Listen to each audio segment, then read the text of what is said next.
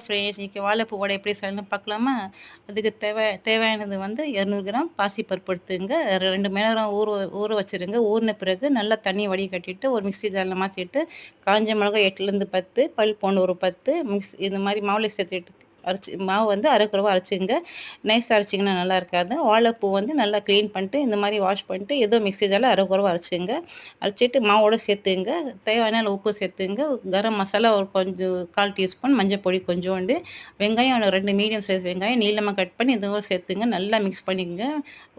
உப்பு வந்து ஒரு சைடு தங்காம இந்த மாரி நல்லா மிக்ஸ் பண்ணிங்க. மிக்ஸ் பண்ணிட்டு ஒரு 10 நிமிஷம் மாவு ஊறட்டும். அப்பதான் நல்லா நல்லா டேஸ்ட்டா இருக்கும். இந்த மாரி ஊறின பிறகு மாவு, இது வந்து எண்ணெய் நல்லா காஞ்ச பிறகு அதில மாவு வடை விட்டுங்க. வெ விட்ட பிறகு ஃபாஸ்ட்டா இல்லாம லோ சிம்லயே வச்சு நீங்க ஃப்ரை பண்ணுங்க. அப்போதான் நல்லா வேகும் வடை நல்லா டேஸ்ட்டா இருக்கும்.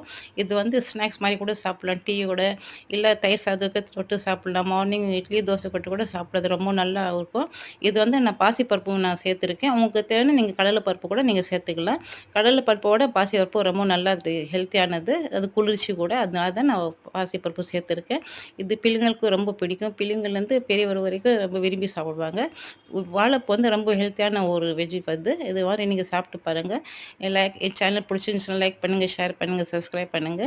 இது வந்து இந்த மாரி ப்ரௌனிஷா வர வரைக்கும் நீங்க லோ ஃப்ளேம்லயே நல்லா ஃப்ரை பண்ணீங்க. ரொம்ப ஃபாஸ்ட்டா வச்சீங்கன்னா உள்ள வேகாம பச்சையா இருக்கும். அதனால மீடியம் ஸ்லோல இருக்கட்டும். அப்போதான் நல்லா வேகும். சாப்பிட்டு பார்த்து எப்படி இருக்குன்னு டேஸ்ட்டு எனக்கு கமெண்ட்ஸ்ல சொல்லுங்க. Thank you.